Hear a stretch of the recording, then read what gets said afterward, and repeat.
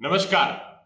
આજે આપ સૌને જણાવતા આનંદ થાય છે કે આમ આદમી પાર્ટી ગુજરાતની અંદર આ સ્થાનિક સ્વરાજની ચૂંટણીમાં મજબૂતીથી તમામ સીટો ઉપર પોતાના ઉમેદવારો ઉતારવા જઈ રહી છે।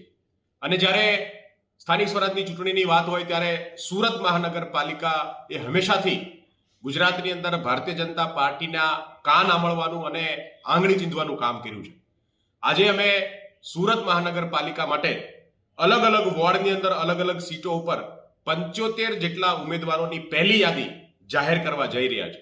આ તમામ ઉમેદવારો સુરતની અંદર સુરતના લોકો માટે ટકાઉ વિકાસ અને સુરત જે વર્ષોથી ભારતીય જનતા પાર્ટીના કુશાસનનો ભોગ બન્યો છે, એક ગ્લોબલ સિટી જે ખરા અર્થમાં ગ્લોબલ ના બની શક્યું, જેનું ઇન્ફ્રાસ્ટ્રક્ચર ગ્લોબલ ના બની શક્યું, એવા સુરતની અંદર ભ્રષ્ટાચારે ભાજપની અંદર એક શિષ્ટાચારની જેમ ફેલાયેલો છે।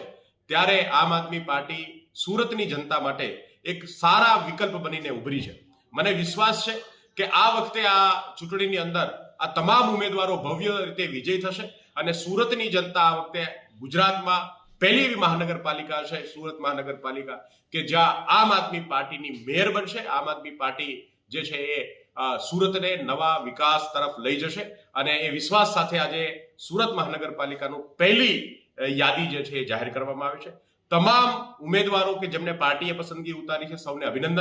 સુરતના તમામ નિષ્ઠાવાન કાર્યકર્તાઓને અભિનંદન। છેલ્લા ઘણા સમયથી સુરતની અંદર સતત લોકો સુધી જઈ અને સંદેશ આપવાનું કામ કર્યું છે। તમામ સાથીઓને અભિનંદન અને તમામ ઉમેદવારોને જીત માટેની અગ્રીમ શુભેચ્છાઓ। જય ભારત।